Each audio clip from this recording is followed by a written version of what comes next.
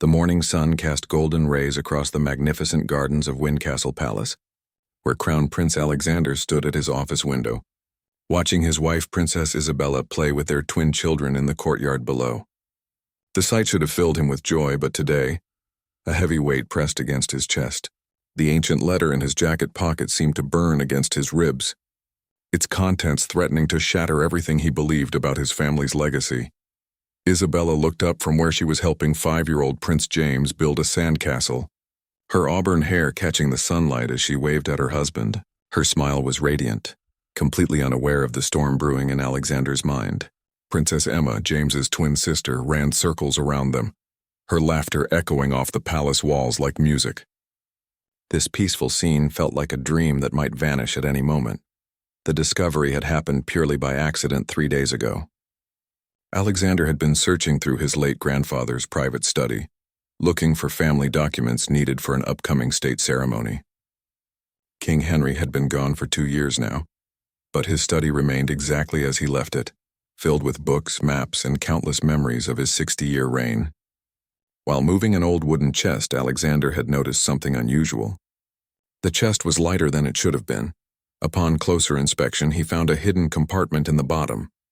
Inside lay a single envelope, yellowed with age and sealed with wax that bore an unfamiliar coat of arms. The letter was addressed to the future King of Astoria in his grandfather's distinctive handwriting. Alexander's hands had trembled as he broke the seal, never imagining that the contents would turn his world upside down. The letter began simply enough. "My dearest grandson, if you are reading this, then I am no longer with you, and the burden of truth must pass to you." But what followed was beyond anything Alexander could have imagined. His grandfather wrote about secrets that had been hidden for over a century, about lies that formed the very foundation of their kingdom, and about a truth so shocking that it could change the course of history. Now, standing in his office while his family played below, Alexander struggled with what to do next. The letter mentioned documents hidden in various locations throughout the kingdom, evidence that would prove claims that seemed impossible to believe. Part of him wanted to burn the letter and pretend he had never found it. Life was good. The kingdom was prosperous. The people loved their royal family. Why destroy all of that for the sake of an old man's possibly confused ramblings? But King Henry had been sharp as a blade until his final day. He had ruled with wisdom and fairness, earning respect from his subjects and leaders around the world. If he said these things were true, then Alexander had to take them seriously. The letter specifically mentioned that Isabella would need to know everything, as would their children when they came of age. The weight of generations of lies was now his to bear. A soft knock on his office door interrupted his thoughts. "Come in," he called, quickly sliding the letter back into his jacket. Isabella entered, still glowing from her time in the garden. "The children are asking for you," she said, settling into the chair across from his desk. "James wants to show you his castle, and Emma insists she built a better one." Her eyes studied his face with concern. "Alexander, you look terrible. You've barely slept in 3 days. What's troubling you?" He wanted to tell her everything right then. Isabella had been his closest friend since childhood, his wife for 8 years and his partner in all royal duties. They had always shared everything, making decisions together about their family and their future roles as king and queen. But the magnitude of what he had discovered felt too enormous to drop on her shoulders without more investigation. "Just some complicated state matters," he said, hating himself for the lie. "Nothing that can't be sorted out." Isabella's green eyes narrowed slightly. She knew him too well to be fooled by vague answers. "Alexander William Edmund Cartwright," she said, using his full name as she did when she was serious. "We promised each other on our wedding day that we would never keep secrets from each other. Whatever this is, we can face it together." The temptation to confess everything was overwhelming, but first he needed to verify at least some of what the letter claimed. If his grandfather had been suffering from some kind of mental decline that no one had noticed, then sharing these wild theories would only cause unnecessary pain and worry. He owed it to Isabella and their children to be certain before turning their lives upside down. "Give me 1 more week," he said finally. "If I'm still struggling with this matter, then I promise I'll tell you everything. But right now I need to do some research first." Isabella studied his face for a long moment, clearly unhappy with his answer, but recognizing the sincerity in his voice. 1 week, she agreed. But Alexander, if this is something that affects our family or the kingdom, you know I can help. 2 minds are always better than one. After she left to return to the children, Alexander pulled out the letter again. His grandfather had written, "The truth about our family's claim to the throne is not what history books record. What I am about to tell you will seem impossible, but every word is documented and verified. The real story begins with your great-great-grandmother, Princess Charlotte, and a deception that has lasted 4 generations." Alexander folded the letter carefully and placed it in his personal safe. Tomorrow, he would begin the investigation that would either prove his grandfather wrong or confirm that everything he had believed about his family's history was built on lies. Either way, his life would never be the same. Alexander's investigation began at dawn the next morning in the vast royal library. The ancient building housed thousands of books, documents, and records dating back over 5 centuries. Most visitors only saw the grand main hall with its towering shelves and ornate reading tables, but Alexander headed straight for the restricted archives in the basement, where only senior members of the royal family were allowed access. The musty smell of old paper and leather filled his nostrils as he unlocked the heavy oak doors. According to his grandfather's letter, the first piece of evidence was hidden behind a specific book in the genealogy section. Alexander ran his fingers along the spine of each volume until he found it. The Complete Royal Lineage of Astoria, Volume 3. When he pulled the book forward, it didn't come free from the shelf. Instead, it acted like a lever, and a small panel in the wall slid open. Inside the hidden compartment was a metal box, tarnished with age but still intact. Alexander's hands shook slightly as he lifted it out and carried it to a nearby table. The box was locked, but his grandfather's letter had mentioned that the key would be found in the base of the old clock in his study. Alexander had thought this was just rambling, but now he realized every detail in the letter might be crucial. 30 minutes later, he was back in the archive with a small brass key that fit perfectly into the box's lock. Inside were documents that made his blood run cold. Birth certificates, marriage records, and most shocking of all, a death certificate for Princess Charlotte dated 3 years before she supposedly gave birth to Alexander's great-grandfather, the future King Robert. According to the official royal records, Princess Charlotte had married Prince Frederick of Astoria in 1895 and given birth to Prince Robert in 1897. Prince Robert had then inherited the throne when Frederick died, unexpectedly in 1920, but the documents in the box told a completely different story. Princess Charlotte had died in a carriage accident in 1894, a full year before her supposed marriage to Frederick. Alexander studied the papers carefully, looking for any signs that they might be forgeries. But the seals, signatures, and paper all appeared authentic. Even more disturbing was what appeared to be a confession letter from someone named Margaret Hartwell, written in 1897. The letter was addressed to whoever discovers the truth and began with the chilling words, "I can no longer live with the lie I have helped create." Margaret's letter revealed that she had been Princess Charlotte's closest friend and lady-in-waiting. When Charlotte died in the accident, Margaret claimed, Prince Frederick was desperate. His marriage to Charlotte had been arranged to secure an important political alliance, and her death threatened to destroy those plans. The neighboring kingdom of Valdres was on the verge of war, and only the marriage union could prevent bloodshed. According to Margaret, she bore a striking resemblance to Charlotte, having often been mistaken for the princess when they were children. In his desperation, Frederick had convinced her to take Charlotte's place. The wedding ceremony was held in a private chapel with only a few trusted witnesses, and Margaret became Princess Charlotte in the eyes of the world. The baby she gave birth to in 1897 was not the child of royal blood that everyone believed him to be. Alexander leaned back in his chair, feeling dizzy from the implications. If this was true, then his great-grandfather Robert had not been a legitimate heir to the throne. Neither had his grandfather Henry, his father Edmund, or Alexander himself. The entire royal line for the past century had been based on a lie, but there was more. Margaret's letter continued, explaining that she had tried several times to confess the truth, but Frederick had threatened her life and the life of her child if she ever spoke. She had lived in fear for years, watching her son grow up believing he was a prince when he was actually the child of a commoner. The guilt had eventually driven her to madness, and she had spent her final years in a private asylum, still keeping the secret that tormented her. Alexander's phone buzzed with a text message from Isabella. "The children are asking where you are. You missed lunch again." He realized he had been in the archives for over 6 hours, completely absorbed in the documents. The normal world, where he was simply a crown prince preparing for his future duties, seemed impossibly far away.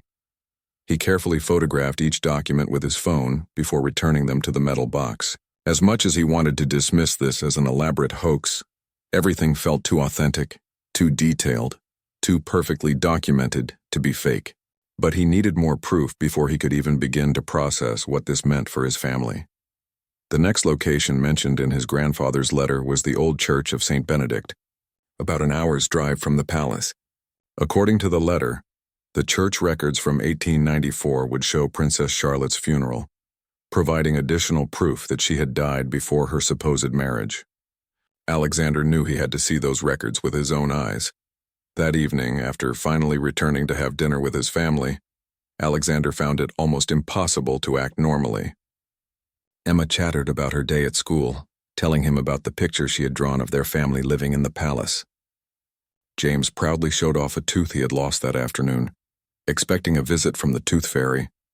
Isabella described her meetings with various charitable organizations, planning events for the upcoming Harvest Festival. All of it felt surreal. Here were his children, innocent and happy, believing they were part of a centuries-old royal bloodline. Here was his wife, discussing plans for when they would eventually become king and queen.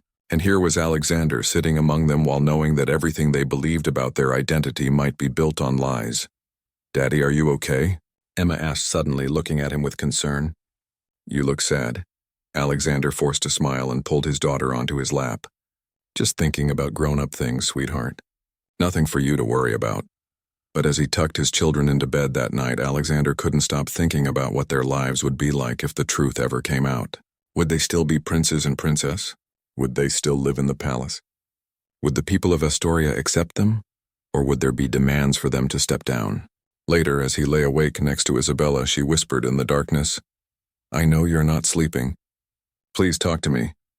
Alexander turned toward her, able to make out her silhouette in the moonlight streaming through the window. Part of him desperately wanted to confess everything, to share this burden that was eating away at him. But another part of him hoped that tomorrow's visit to St. Benedict's would somehow prove that his grandfather had been wrong, that all of this was just the confused imaginings of an old man. "Soon," he whispered back. "I promise, very soon I'll tell you everything." But even as he said the words, Alexander wondered if he would ever find the courage to destroy his family's world with the truth.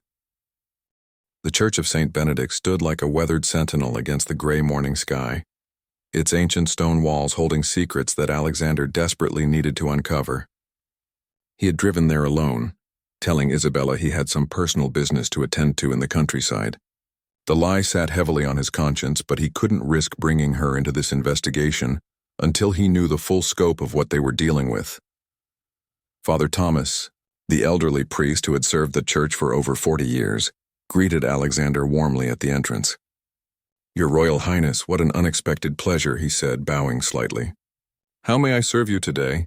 Alexander had prepared a believable story. "Father, I'm working on a family history project and was hoping to review some of the church records from the 1890s. Specifically, I'm interested in any records involving Princess Charlotte." The priest's weathered face brightened. "Ah, yes, a tragic story, that one. Such a young woman to die so suddenly. Please follow me to the record room."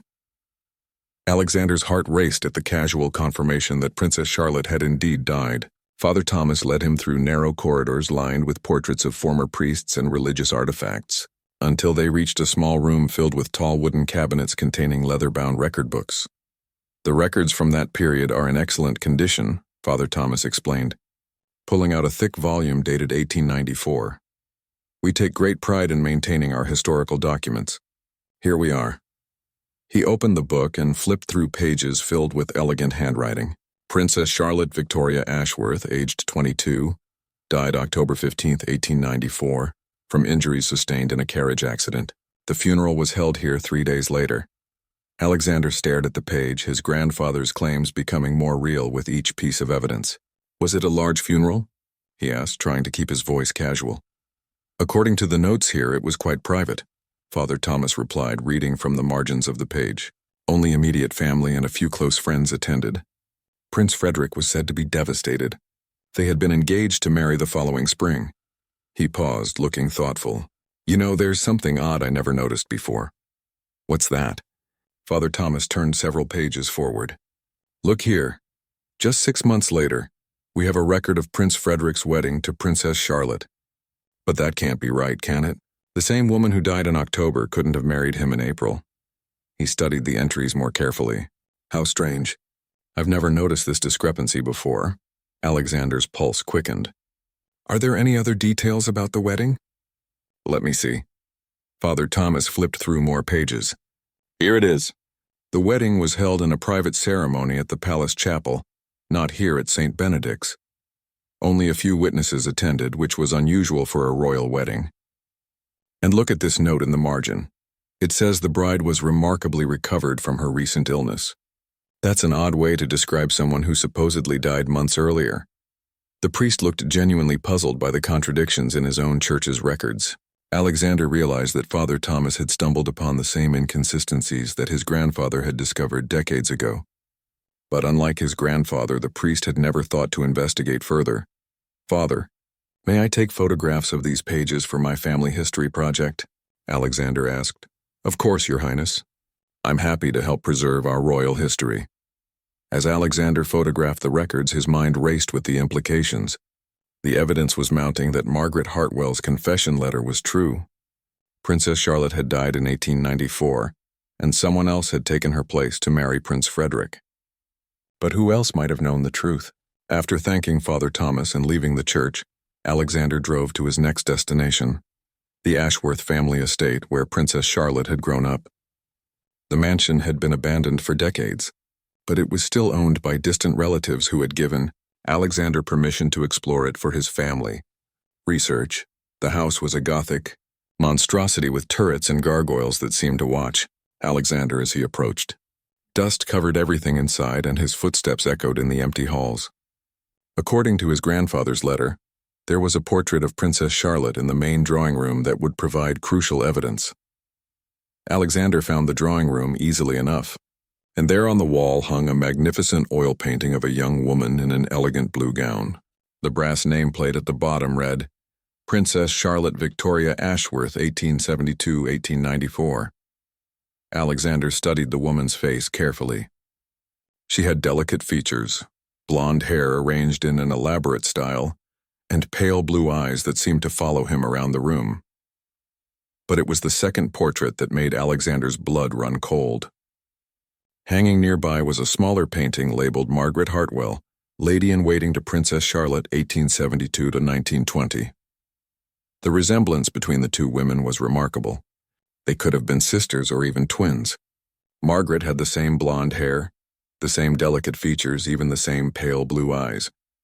Anyone seeing them together would understand how Margaret could have convincingly impersonated the princess.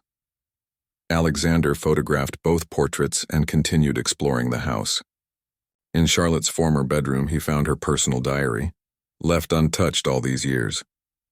The final entry was dated October 14, 1894, just one day before her death.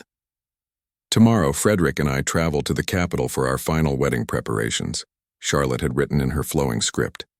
I am so nervous and excited about our future together. Mother says I will make a wonderful princess and someday a great queen. I pray that I can live up to everyone's expectations and serve our kingdom well. The innocence and hope in those words made Alexander's chest tighten with emotion. This young woman had died on the verge of her wedding day, never knowing that someone else would steal her identity and her destiny. As he prepared to leave the Ashworth estate, Alexander's phone rang. It was Isabella. Alexander, where are you? She asked, and he could hear the frustration in her voice. You were supposed to be at the children's school play an hour ago. Emma has been looking for you in the audience, and James keeps asking why Daddy isn't here. The guilt hit him like a physical blow. In his obsession with uncovering the truth about his family's past, he was failing his family in the present. I'm so sorry, he said. I got delayed with some research. I'll be there as soon as I can. Research that's more important than your children? Alexander could hear Emma crying in the background, disappointed that her father had missed her performance. Isabella, I know this seems inexcusable, but what I'm working on affects all of us. I just need a few more days to understand everything before I can explain. There was a long pause before Isabella spoke again. Alexander, you're scaring me. This isn't like you. Whatever this research is about, it's changing you. Please come home and talk to me. As Alexander drove back toward the palace, his mind was torn between the evidence he had gathered and the family he was neglecting. The portraits of Charlotte and Margaret haunted him. If the deception was real, then his children weren't just losing their royal identity. They were losing the very foundation of who they thought they were. But there was still one more location his grandfather had mentioned. One more piece of evidence that would either confirm or deny everything he had discovered. Tomorrow, he would have to visit the old asylum where Margaret Hartwell had spent her final years, and hopefully find the last pieces of the puzzle that had consumed his thoughts for days. That night, as he tucked Emma into bed, she looked up at him with tears still in her eyes. "Daddy, did you not want to see my play?" Alexander's heart broke as he smoothed her hair. "I wanted to see it more than anything in the world, sweetheart. Sometimes grown-ups have to do difficult things that they don't want to do, but I promise you, nothing is more important to me than you and James and Mommy." As he said the words, Alexander realized he had reached a decision. Whatever the truth about his family's past, he couldn't let it destroy his family's present. Tomorrow would be his last day of investigation. Then he would have to decide whether the truth was worth the price his family would pay for it. The Willowbrook Asylum had been closed for 20 years, its dark brick building standing empty on a hill overlooking the valley. Alexander had to get special permission from the city to enter the abandoned facility, claiming he was researching historical treatment methods for a charitable foundation. The truth was far more personal and far more dangerous to everything he held dear. According to his grandfather's letter, Margaret Hartwell had been committed to Willowbrook in 1915 under a false name, after suffering what doctors called nervous exhaustion and delusions of grandeur. She had spent the last 5 years of her life there, dying in 1920, without ever publicly revealing the secret that had driven her to madness. Alexander walked through the eerily quiet corridors of the former asylum, his footsteps echoing off the cracked walls. Most of the patient records had been transferred to the National Archives when the facility closed, but his grandfather's letter mentioned that Margaret had hidden something in her room that would provide final proof of the deception. Finding Margaret's old room took nearly an hour of searching through the building's confusing layout. When he finally located room 237 on the 3rd floor, Alexander's hands were shaking as he pushed open the heavy door. The room was small and sparse, with a single window that looked out over the grounds. Decades of neglect had left the walls stained and peeling, but Alexander could still imagine the woman who had lived here, tormented by the truth she could never tell. His grandfather's letter had been specific. Behind the loose stone in the northwest corner, 3 feet from the floor, Alexander searched the wall carefully until he found a stone that shifted when he pressed against it. Behind it was a small cavity containing a wrapped bundle that had somehow survived all these years. Inside the bundle was Margaret's personal journal from her time at the asylum, along with a collection of letters she had never sent. The journal entries painted a heartbreaking picture of a woman struggling with guilt and regret. Her handwriting was shaky and sometimes illegible, but the story she told was clear and devastating. Day 847 in this terrible place. One entry read, "They think I am mad because I claim to have been a princess. Dr. Morrison says I suffer from delusions brought on by trauma, but I know the truth. I was Princess Charlotte for 23 years. I married Frederick, I bore his son. I lived in the palace and wore the crown, but I was never truly royal. I was just Margaret Hartwell, a farmer's daughter who learned to walk and talk like nobility." Another entry, dated just months before her death, was even more revealing. "Sometimes I wonder if my Robert suspects the truth about his birth. He looks at me strangely when he visits, as if he can see through the facade that fooled everyone else. I pray he never learns what Frederick and I did. The burden of our lies should die with me." But it was the unsent letters that provided the most shocking revelation of all. Margaret had written dozens of letters over the years to various people, confessing her deception and begging for forgiveness. Most were addressed to religious figures or to members of the royal court, but one letter was addressed to her son Robert, and it contained information that made Alexander's world tilt off its axis. "My dearest Robert," the letter began, "if you are reading this, then I am finally free from the prison of lies that has been my life. What I'm about to tell you will destroy everything you believe about yourself, but you deserve to know the truth about who you really are." The letter went on to reveal that Robert was not just the child of a commoner pretending to be a princess. He was not Prince Frederick's son at all. Margaret had been pregnant when Princess Charlotte died, carrying the child of a young man named Thomas Hartwell, a blacksmith's son from her hometown. Frederick had known this but agreed to claim the child as his own to maintain the deception. "You are not royal blood, my son," Margaret had written. "You are the grandson of farmers and blacksmiths, raised as a prince through the greatest lie in our kingdom's history. Your true father died in a mining accident before you were born. Never knowing he had fathered the future king of Astoria, Alexander sank to the floor of the abandoned asylum room, his legs unable to support him as the full scope of the deception became clear.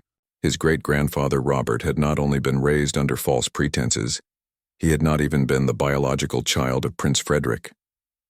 The royal bloodline had been completely broken over a century ago, replaced by the descendants of common workers.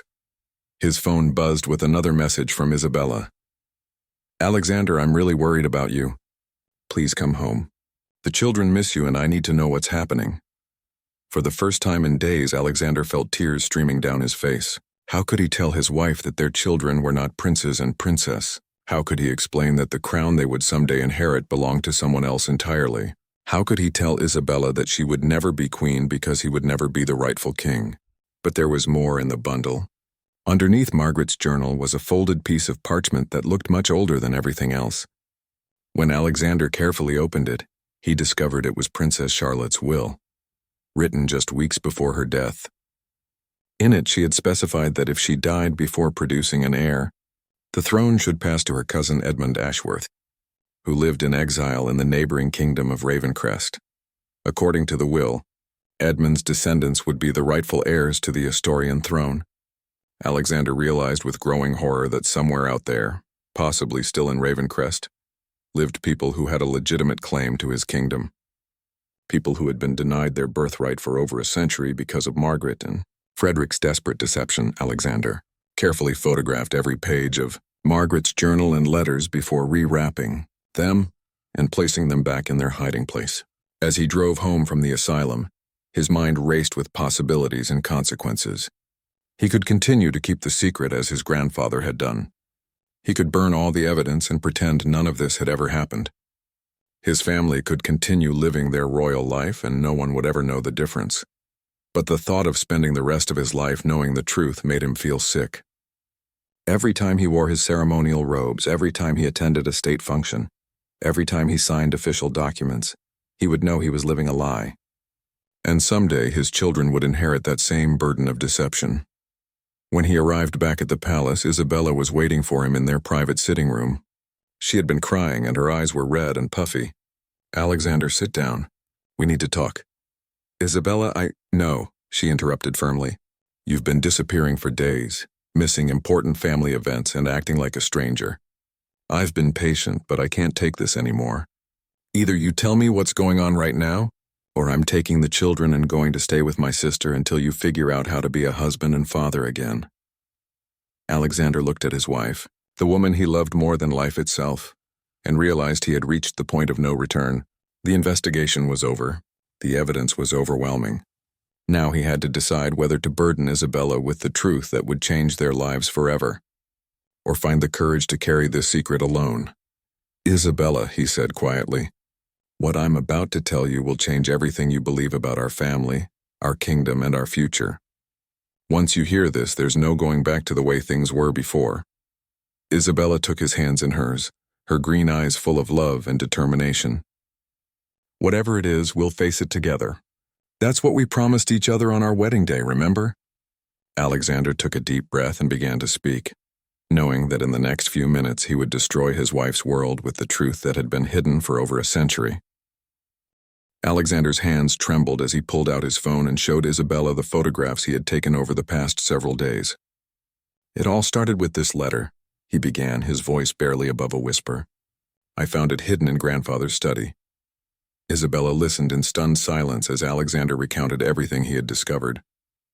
He showed her the death certificate proving Princess Charlotte had died in 1894, the church records documenting her funeral, the portraits that revealed Margaret Hartwell's striking resemblance to the princess, and finally, Margaret's heartbreaking confession from the asylum. When Alexander finished speaking, the room fell into a deathly quiet. Isabella stared at the phone screen showing Margaret's final letter, her face pale and her hands shaking. For several minutes, neither of them spoke.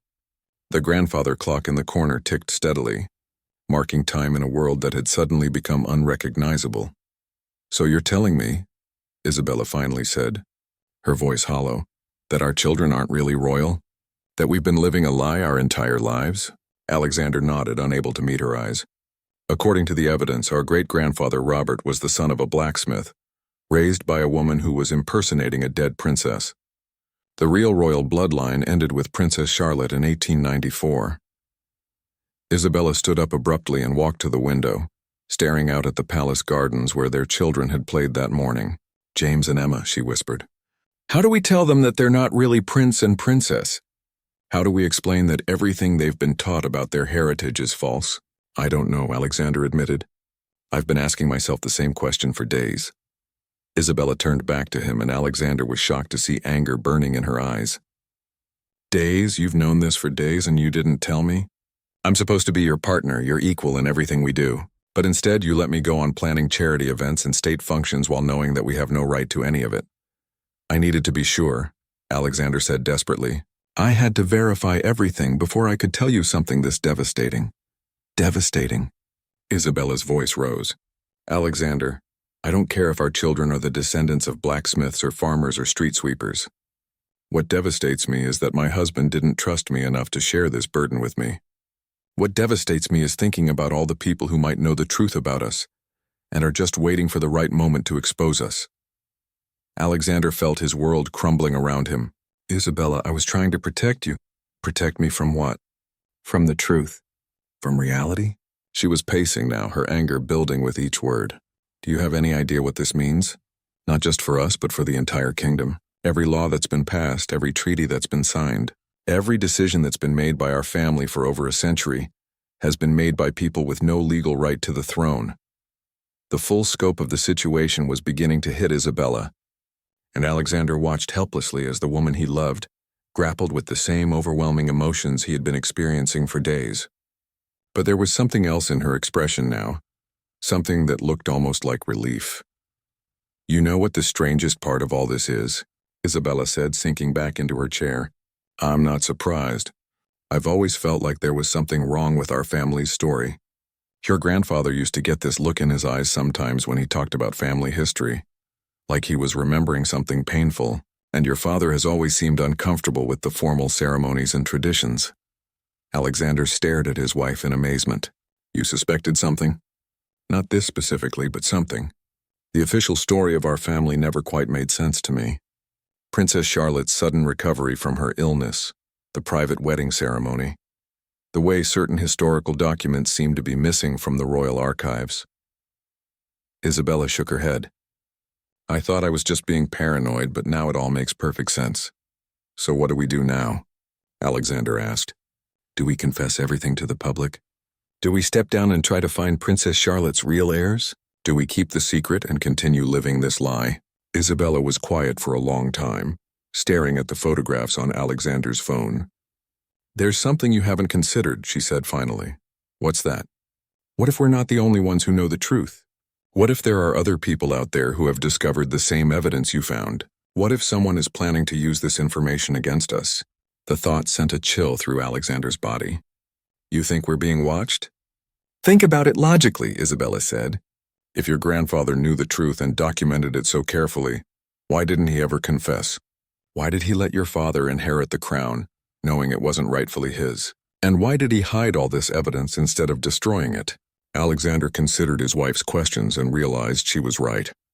His grandfather had been a man of strong moral character, who had always emphasized the importance of honesty and integrity. It didn't make sense that he would simply ignore such a massive deception unless there were other factors at play. Maybe he was protecting us from something, Alexander said slowly. Or maybe he was waiting for the right time to reveal the truth.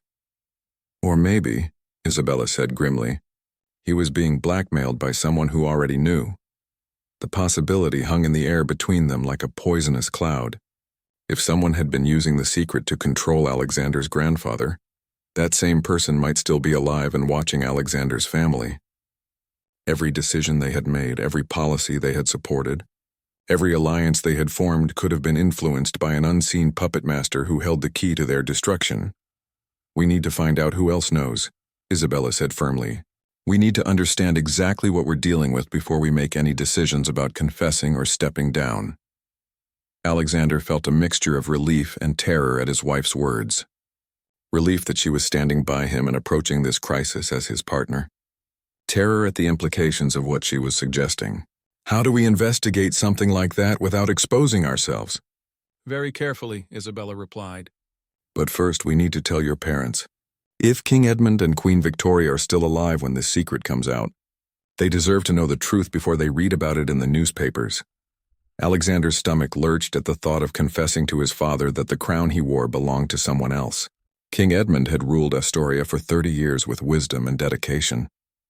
He had sacrificed his entire life to serve a kingdom that he had no legal right to rule. What about the children? Alexander asked. Isabella's expression softened. They're too young to understand the political implications, but they're old enough to sense that something is wrong. We tell them a simplified version of the truth, that we've discovered some new information about our family history that might change our roles in the kingdom.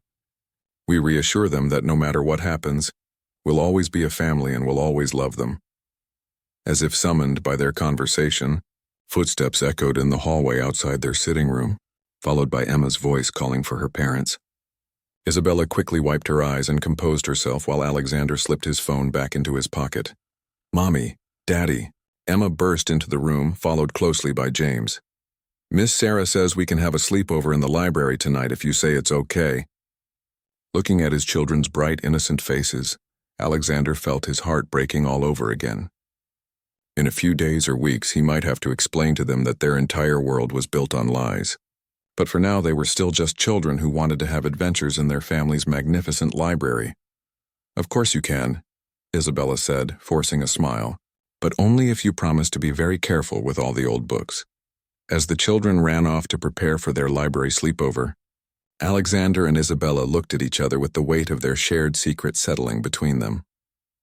Tomorrow they would begin the dangerous process of uncovering who else might know the truth about their family. Tonight, they would try to give their children one last evening of innocent happiness before their world potentially came crashing down. The following morning, Alexander and Isabella requested a private meeting with King Edmund and Queen Victoria in the king's personal study. The room had always been a place of serious family discussions, but today it felt heavy with anticipation and dread. Alexander carried a folder containing copies of all the evidence he had discovered, while Isabella sat beside him, ready to provide support as he shattered his parents' understanding of their family's legacy. King Edmund, now in his 70s but still sharp and dignified, settled into his leather chair with the bearing of a man accustomed to handling crises. Queen Victoria, elegant and perceptive as always, studied her son's troubled expression with growing concern. You both look like you've seen a ghost, the king observed. What's this about? Alexander took a deep breath and began the same painful recitation he had given Isabella the night before. As he presented each piece of evidence, he watched his father's face transform from skepticism to shock to devastating comprehension.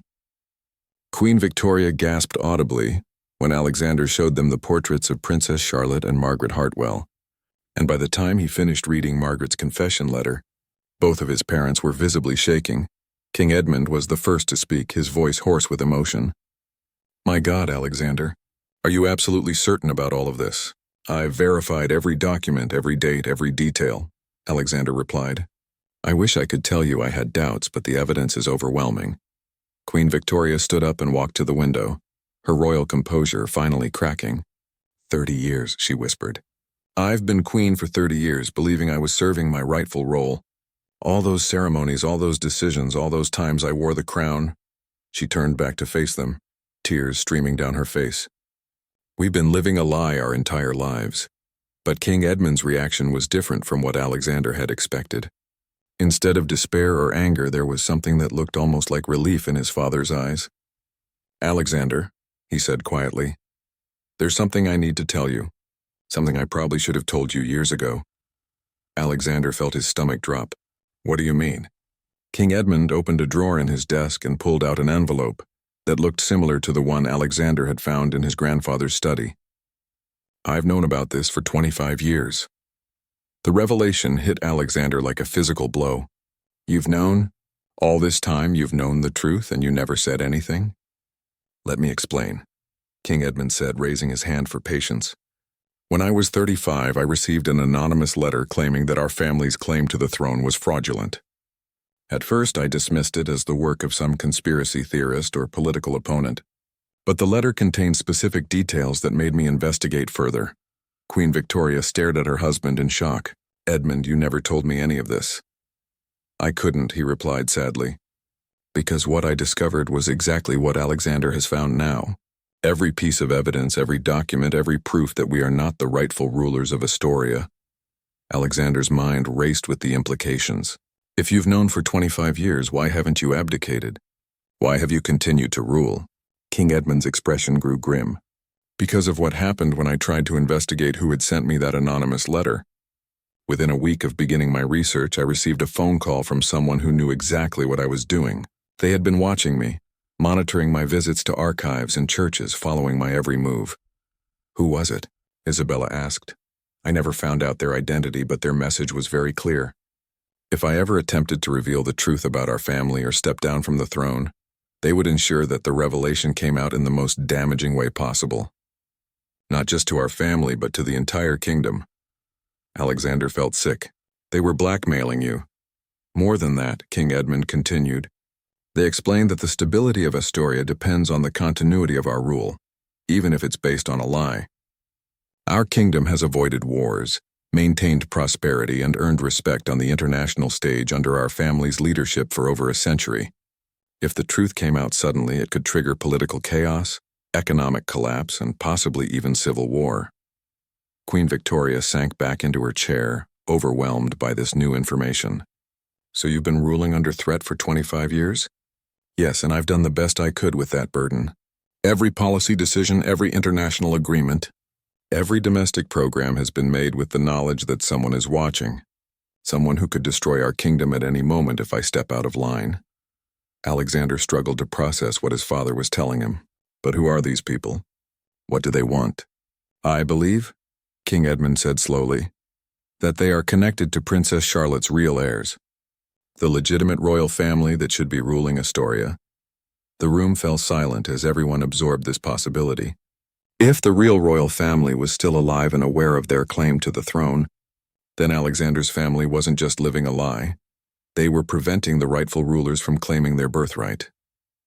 "Have you ever tried to contact them directly?" Isabella asked. "How could I?" King Edmund replied. "Any attempt to reach out would be seen as a threat to their position, and besides, they seem to prefer the current arrangement. They get to control Astoria's policies from the shadows, while we take all the public responsibility and scrutiny."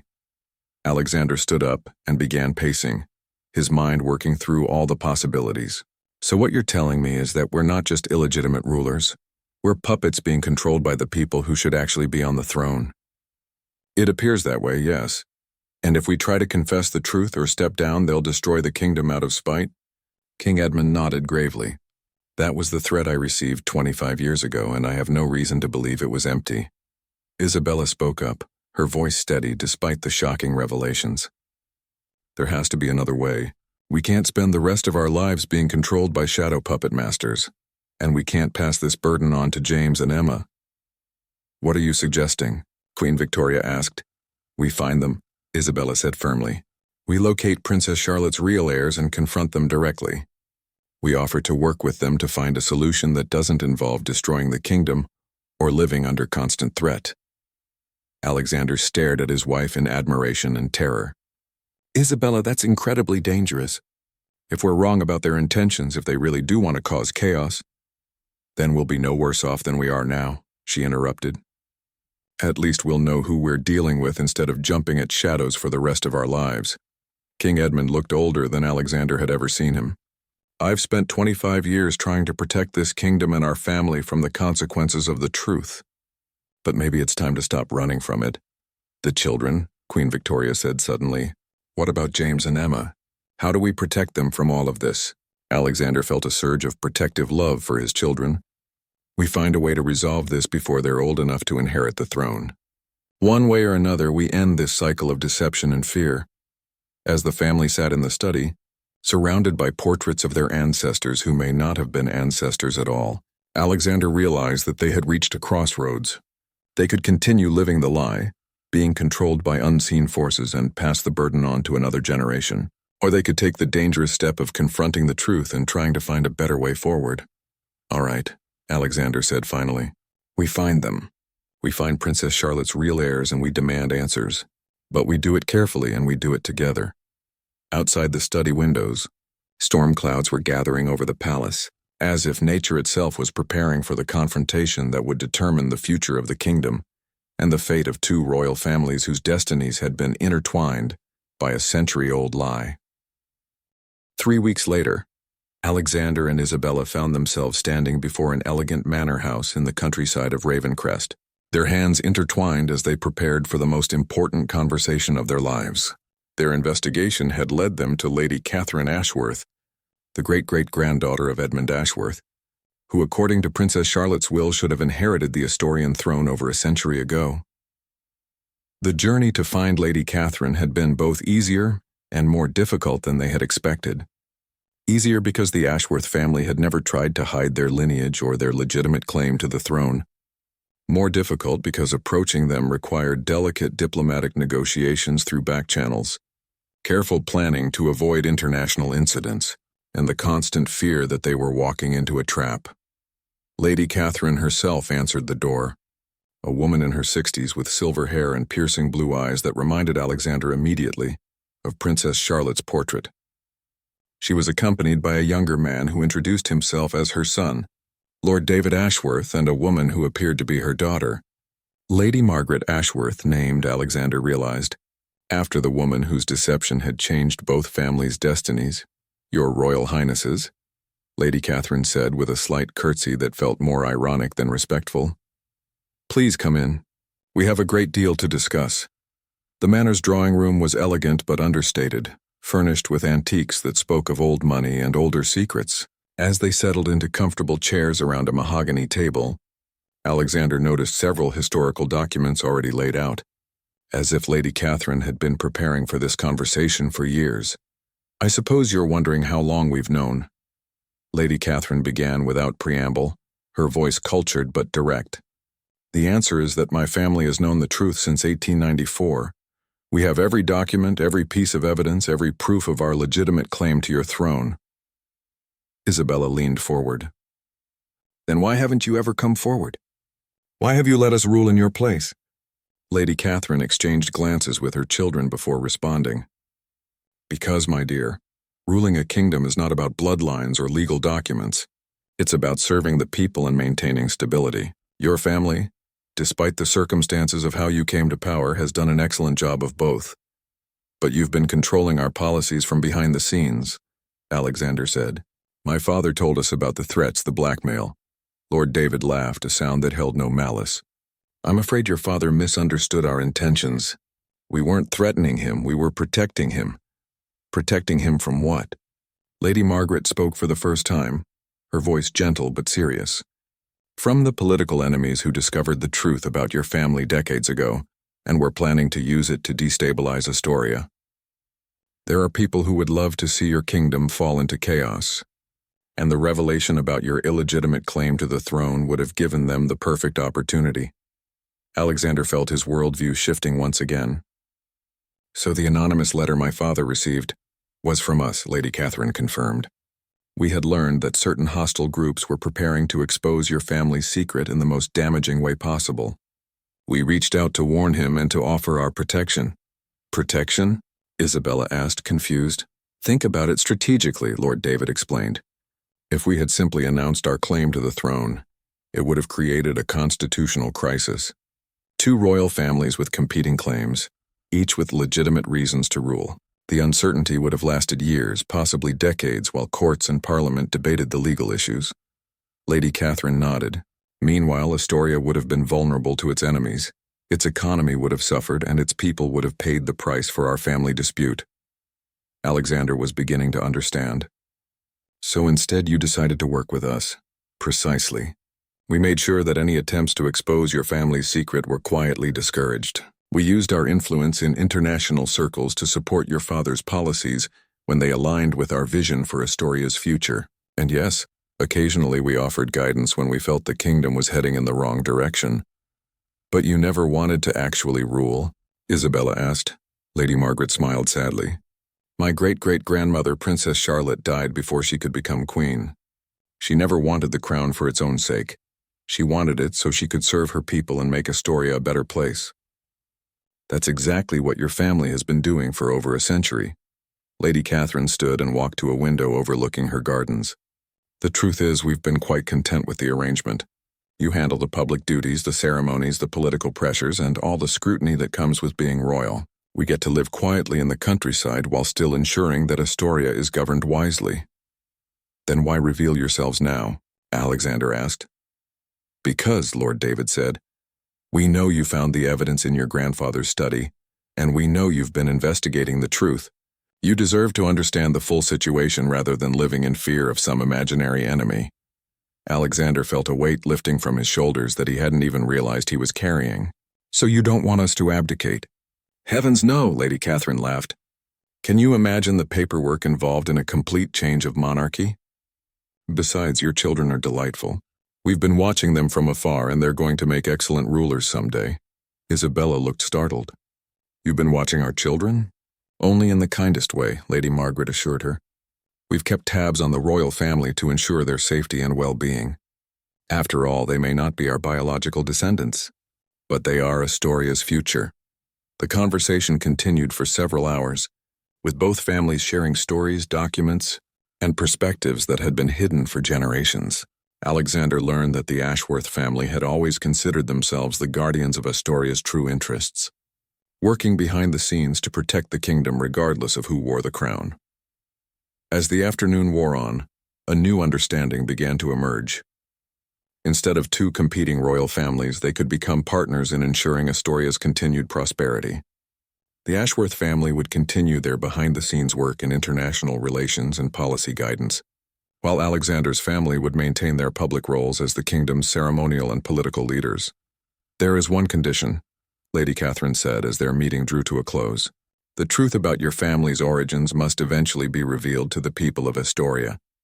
Not as a scandal or a crisis, but as a story of how love, loyalty, and dedication to service matter more than bloodlines.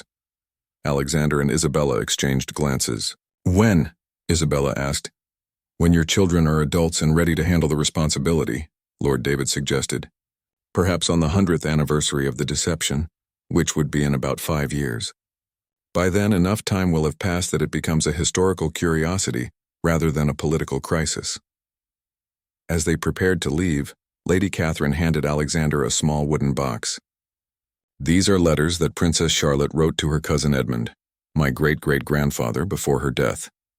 In them, she expresses her hope that the Astorian throne would one day be occupied by people who truly cared about serving others, regardless of their birth. I think she would have approved of your family's dedication to the kingdom. The drive back to Astoria was quiet, both Alexander and Isabella lost in thought about everything they had learned. As they approached the palace, they could see their children playing in the gardens, their laughter echoing across the grounds. So, Isabella said finally, we're still going to be king and queen someday. It appears so, Alexander replied. But now we know we're not doing it alone. That night, as they tucked James and Emma into bed, the children sensed their parents' improved mood. Daddy, you seem happy again, Emma observed. Did you solve your grown-up problem? Alexander smiled and kissed his daughter's forehead. Yes, sweetheart. I learned that sometimes the most important thing isn't where you come from, but what you do with the life you're given. As he and Isabella walked back to their own bedroom, Alexander reflected on the incredible journey that had brought them to this point. They were still living with a secret, still facing the challenge of eventually revealing the truth to their people. But now they had allies instead of enemies, partners instead of puppet masters. The weight of the crown would still be heavy when Alexander eventually inherited it, but now he knew he wouldn't be carrying that burden alone. And someday, when James and Emma were ready to hear the full story of their heritage, they would learn that being royal wasn't about bloodlines or birthright. It was about the choice to serve others with honor, courage, and love. The truth had not destroyed their family as Alexander had feared. Instead, it had freed them to become better rulers and better people, connected to their kingdom not by the accident of birth, but by the deliberate choice to dedicate their lives to something greater than themselves.